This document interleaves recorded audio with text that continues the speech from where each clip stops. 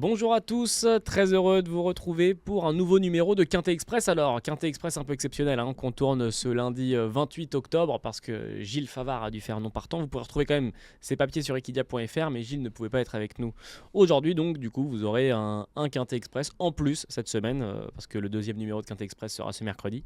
Mais on va commencer cette semaine ensemble pour l'analyse des quintets de ce mardi et de ce mercredi. Encore deux courses réservées aux amoureux de galop. Ce sera du plat ce mardi et de l'obstacle ce mercredi, Chantilly, Auteuil, dans cet ordre. Et pour cela, j'ai ramené deux experts autour de cette table, avec à ma gauche, monsieur Léo Gann. Comment ça va, Léo ? Ça va et toi ? Ça va, impeccable, forcément de l'attente pour mercredi. Bah oui, forcément un petit peu plus. Faut qu'on en profite parce qu'après, ça va être tout trotteur pendant 4 mois. Ah oui, place aux amoureux de course de 3 ensuite avec le début du meeting d'hiver qui va arriver très vite et pour ponctuer un peu, on va dire, cette saison de plats, d'obstacles, mais surtout de plats là en l'occurrence, il y aura la cravache d'or le 31 octobre. On continue de suivre la lutte entre Maxime Guyon et Michael Barzalona. Pour faire face à Léo, on retrouve Quentin. Comment ça va, Quentin ? Salut Elliot, bonjour Léo, bonjour à tous. Comment tu sens les deux quintés qui nous attendent ? Ouah, c'est pas mes disciplines de prédilection, mais écoute, peut-être un peu plus de certitude sur le quintet plus de Chantilly. Je laisse à Léo l'obstacle. Et sans oublier l'obstacle, il y a les groupes 1 quand même en novembre. Ouais. Il n'y aura pas que du trop, Léo, quand même. Oui, c'est vrai qu'il y a les... Il y a des belles journées quand même. Il y aura quand même un petit... Ouais, il y aura les 48 heures de l'obstacle qui arriveront. Exactement.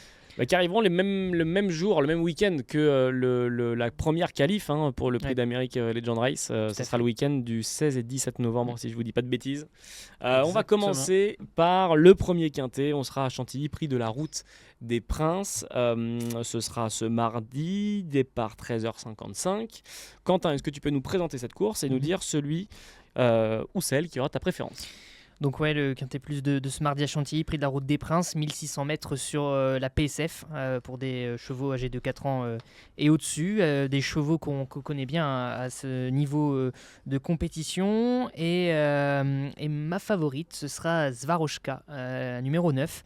Est... Alors attends, je laisse un peu de suspense parce que j'allais le dire. Ouais. Quintet Express, les deux experts vont vous donner une base, un outsider et une rayure. Et ensuite, on va pouvoir débattre autour de ça avant de vous livrer leur ticket Quintet Plus. Donc alors, je mets juste que vous puissiez vous faire face. Donc Quentin, donc ta base, ce sera ce numéro 9 en la personne de Svaroshka. Tout à fait. Pouliche très régulière à ce niveau de compétition, qui n'a pas couru certes depuis le 1er septembre dernier, mais qui court plutôt bien sur sa fraîcheur. Avant le coup, il n'y a pas trop de feu rouge, on va dire, pour ce qu'elle gagne.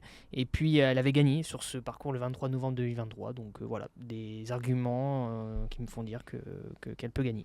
Tandis que Léo préfère le petit Pedro, numéro 10, qui est sa base. Oui, je le mets tout le temps en tête, ce petit Pedro, à chaque fois. C'est un cheval qui adore la PSF. Il n'a plus à faire ses preuves sur cette surface. Il avait fait l'arrivée à une valeur un petit peu plus haute et là il est redescendu en 38,5. Donc il est encore plus compétitif à cette valeur. Il a enfin hérité d'un bon numéro. C'est souvent ce qui pêchait un petit peu avec lui. Alors il est dépendant du parcours, mais je suis sûr qu'il a de nouveau un quintet dans les jambes. Mais ça peut être pour ce mardi. Et voilà, c'est un cheval qui fait vraiment toutes ses courses. Il n'y a peut-être pas de marge au poids, mais avec le bon numéro, le bon parcours, il peut enfin renouer avec le succès. On passe à ton outsider dans la foulée. Léo sera le numéro 5, Shining Ocean. Oui, lui, pour le coup, j'ai vraiment opté pour la solution offensive avec lui. Un cheval qui adore ce parcours des 1600 mètres de la PSF de Chantilly. C'est pourquoi je l'ai mis en outsider. Il a fait l'arrivée plusieurs fois de quintet sur ce parcours. Il avait même gagné son quintet sur ce parcours-là. C'était en 2023. Il adore justement ces 1600 mètres de la PSF de Chantilly. Alors, il est redescendu un petit peu en valeur. Il était monté tout de même en 44 de valeur. Il avait d'ailleurs fait l'arrivée à ce poids-là. Là, il est redescendu en 40 et je suis sûr qu'il est compétitif. Il revient un petit peu en forme. Il a repris un petit peu de fraîcheur après un bon début d'année. Donc, j'ai envie que Shining Ocean refasse surface. Quentin, en espérant qu'elle soit bonne, tu lui préfères Allen, numéro 12. Tout à fait, Allen qui l'année dernière s'était placée de 2 quintés plus. Alors elle a fait une énorme rentrée, c'était le 22 septembre, près de 306 jours d'absence. Elle a terminé 6e, elle n'a pas eu le meilleur des parcours. Néanmoins, elle est capable, je pense, de terminer dans la bonne combinaison du quintet pour une place. Voilà, elle a quelques lignes à faire valoir sur la PSF de Chantilly. Donc c'est une deuxième course de rentrée, certes, mais pourquoi pas une 4e ou une 5e place. Et enfin, messieurs, votre rayure est identique puisque ce sera le numéro 16, Cours du Roi. Léo, compliqué de faire avec. Ouais, c'est un ancien vainqueur de quintet quand même. Il a changé d'entourage. La dernière fois, son entraîneur a dit qu'il n'avait pas eu le meilleur des comportements, le classement n'était pas bon, parce qu'il a besoin de prendre ses marques dans son nouvel environnement, et il a moins de références sur la PSF. Ouais. Donc voilà, comme je suis un petit peu dans le flou niveau conditions physiques de la PSF, c'est toujours difficile de faire des rayures. Donc voilà, j'ai choisi le 16 Cours du Roi. Avis partagé, Quentin. Ah oui, tout à fait. Comme a dit Léo, il sera certainement mieux sur le gazon, moins de références sur la PSF. Donc voilà, pareil que Léo. Eh bien, messieurs, on va passer, après avoir eu votre base, votre outsider et votre rayure, on va passer à vos tickets Quintet Plus. On va vous écouter dans un instant et on va découvrir aussi, parce qu'on le parle, match dans le match toujours, Maxime Guyon, Michael Barzalona seront respectivement associés à Fréja pour Maxime Guyon numéro 2, Tigre pour Michael Barzalona numéro 6. On verra dans un instant s'ils sont dans vos tickets et à choisir lequel pourrait finir devant l'autre. Je vais donner la main à Quentin. Quentin, on t'écoute pour ton ticket. Allez, c'est parti donc avec la numéro 9, Swarovska, ma favorite, pensionnaire de Stéphane Vattel. J'ai choisi ensuite Simply Striking, le numéro 13, suivi de Central Park West qui a gagné un quintet plus début octobre, le l'As, donc 9-13 As, le numéro 10, ce petit Pedro, qui est le favori de Léo. Le numéro 12, donc Allen, mon outsider que je pense capable de finir dans la bonne combinaison. Et mon 6e cheval, là, ça sera numéro 3, Opalus Road. Associé à Christophe Soumillon, 9, 13, As, 10, 12 et 3. Et donc je n'ai pas mis ni Barza ni Guyon. Oui, effectivement, alors que l'un des deux va figurer assez haut sur le quintet de Léo. On t'écoute. Oui, je suis parti de petit Pedro, vous l'avez compris, qui mériterait de renouer avec le succès. En deuxième position, c'est Fréja, Maxime Guyon. Elle a hérité d'un mauvais numéro de corde, mais c'est pas très grave parce qu'elle attend dans un parcours. Elle s'élance assez difficilement, assez mollement, assez lentement, mais elle est capable de véritables fins de course assez tranchantes et elle a vraiment une pointe de vitesse assez acérée. Et donc, comme elle l'a prouvé lors de sa victoire cet été, elle a prouvé qu'elle était toujours aussi compétitive. Donc, je la pense capable de nouveau briller. Donc, le 10, le 2.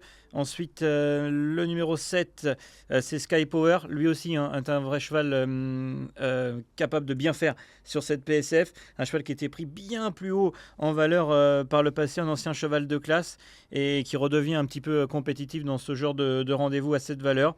Et il va falloir avoir le bon parcours, mais voilà, il vient de prouver sa forme. J'ai choisi également Allen, qui vient de faire une bonne rentrée, qui devrait monter en condition physique.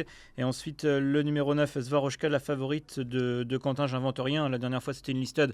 Elle avait le droit de ne pas faire l'arrivée. Et en bout de combinaison, Shining Ocean. C'est difficile de faire sans Michael Barzalona avec le 6 stick, tellement il fait toutes ses courses, ce cheval.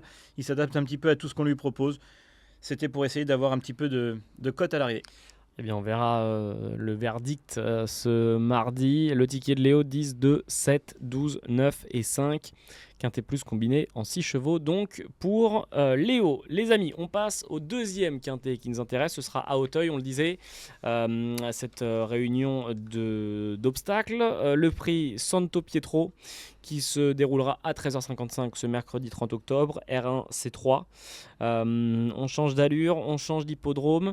Léo, avant de connaître les bases, les outsiders et les rayures, qu'est-ce qu'il faut savoir sur cette course ? C'est des 4 ans qui viennent de s'affronter pour la plupart dans cette fameuse filière des gros handicaps. Le parcours des 3600 mètres, bien connu sur l'hippodrome d'Auteuil, est forcément un terrain qui sera pénible, puisque vous le savez, il a beaucoup plu sur la région parisienne ces derniers jours, peut-être même collant. Donc voilà, ça peut changer un petit peu la donne, mais a priori, il faut faire avec des chevaux qui viennent de s'affronter récemment. C'était dans le prix Guillaume de Pracontal le 8 octobre dernier. Listed donc qui nous attend, 13h55. Comme tout à l'heure, on va avoir les bases, les outsiders et les rayures de Quentin et Léo. On va les écouter tout de suite. Léo, je vais te laisser la main pour connaître celui qui aura ta préférence. Mon préféré dans cette épreuve, c'est le 2 Kamikaze Dutet, un cheval toujours estimé par Gabriel Linders, qui avait montré vraiment de la qualité dès son début de carrière. Il avait vite affronté les meilleurs, notamment dans le prix Fifrelet l'année dernière, un handicap très convoité pour la génération des 3 ans. Il avait fait l'arrivée. Ensuite, il a connu une année 2024 assez légère. Il a couru seulement 4 fois. Il vient de faire une course de rentrée. Il est deuxième de la fameuse course de référence, déjà à cette valeur-là. Donc là, avec une course dans les jambes, le terrain ne devrait pas le déranger. Il a déjà bien fait fait dans l'arrière-saison. Je pense que c'est un cheval de classe et qui a sa place pour gagner une course comme ça. Quentin, on se dirige plutôt vers Kamenjin numéro 4. Kamenjin, exactement, numéro 4, qui a remporté la course référence, celle du 8 octobre dont Léo parlait. Alors certes, il sera pénalisé de 3 kilos, mais à voir comment il va le supporter le poids. On change de jockey, c'est Briony Frost qui sera sur son dos. Il aime bien l'état du terrain, enfin il va bien aimer l'état du terrain, donc voilà pourquoi je mets ce numéro 4 qui, je pense, peut répéter. Numéro 4. Alors, on va passer à vos outsiders, messieurs, qui sont les mêmes. Qui est le même, pardon. Votre outsider, c'est le numéro 16, si je ne vous dis pas de bêtises. Castle Allen, avec Nicolas Goffnik. Léo, pour quelle raison ? Parce que c'est un cheval de Listed, il l'a prouvé cet hiver sur l'hippodrome de Cagnes-sur-Mer. Cheval de classe, là qui arrive dans cette catégorie de handicap, mais parce qu'il est bien placé. Là, il va porter un tout petit poids. La dernière fois, il avait couru la deuxième épreuve. Cette fois-ci, il se retrouve en bas de quintet, mais avec un petit poids. Et on sait que c'est souvent un avantage dans ce terrain-là. Et voilà, je pense que s'il est capable de gagner une deuxième épreuve, il est capable de se placer dans un quintet. Avec Nicolas Goffnik en plus en selle, Hugo Myrian l'a toujours bien aimé. Dans ce terrain-là, pas de problème. Il a maintenant 2 courses dans les jambes. Il va monter en condition tout au long de l'automne. Et j'ai l'impression que Castle Allen est capable de briller à Bellecote dans cette épreuve. Quentin ? Tout à fait, je pense qu'il va être compétitif à cette valeur et il reste sur 2 très bonnes courses. L'entraîneur Hugo Myrian est très confiant, donc moi aussi. J'ai longtemps hésité pour mon outsider. J'ai longtemps hésité avec le 7 Mick de Beaumec qui est arrivé la dernière fois au départ de son premier handicap sur l'hippodrome d'Auteuil. Il a terminé 6e, il a fait une grosse faute dans le tournant d'Auteuil, ce qui aurait pu le mettre hors course. Il a été gêné dans le tournant final et il a tout de même su se relancer pour prendre la 6e place. Là, avec un peu plus d'expérience et un parcours un peu plus fluide, attention à Mick de Beaumec. Attention donc à ce numéro 7. Qui peut afficher une vraie cote parce qu'il est 6e de la course de référence. Donc on peut se dire, tiens, il est un petit peu barré, mais pas du tout. Et je pense que là, c'est un cheval en devenir qui est en train de progresser. Et je vais peut-être le mettre en tête. Là, voilà, changement de dernière minute. On va voir. J'ai encore un petit peu de temps, notamment pour le challenge des experts, et il peut afficher une belle cote. On va regarder effectivement dans quelques instants où est-ce que Léo va placer ce numéro 16, qui est donc, vous l'aurez compris, son petit regret en outsider dans ce quintet. On a parlé de vos outsiders, messieurs. J'aimerais connaître maintenant le choix de votre rayure. Quentin, on se dirige sur numéro 15, oui. Kango. Bah oui, parce que c'est un cheval qui n'a que 4 courses dans les jambes. Et puis, il va affronter des chevaux qui se sont déjà affrontés eux. Il monte de catégorie, clairement.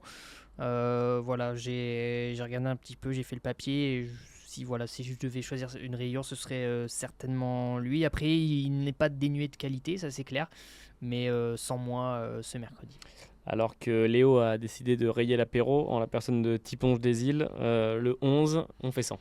Ouais, parce qu'il revient du style, parce qu'il vient de la petite province, donc c'est pas forcément un profil qui m'attire dans ce genre de compétition. Il avait couru un seul quintet, il a échoué, mais c'est vrai que j'avais hésité avec Kango également en rayure, mais la dernière fois Kango il est battu par un poulain qui est invaincu, qui s'appelle Risk of Love. Donc il peut être un petit peu en devenir, mais c'est vrai que c'est tentant de se dire un cheval qui manque de métier dans ce terrain-là, dans les grands handicaps, de le rayer. J'ai failli choisir Kango, mais j'ai pris Tiponge des Îles. Mais c'est vrai que il avait montré de la qualité également, ce Tiponge des Îles. Là, il revient en haie. C'était pas évident de choisir une rayure. C'est un petit peu à contre-cœur. À contre-cœur, donc, messieurs, on va connaître maintenant votre quintet. Je vais donner la main à Quentin, qui a mis en favori un cheval que Léo n'a pas retenu en 6. On t'écoute, Quentin. Donc Kamenjin, numéro 4 au haut de mon ticket, suivi de Mick de Beaumec, dont Léo a parlé, suivi de Kamikaze du Thé, qui est ton favori.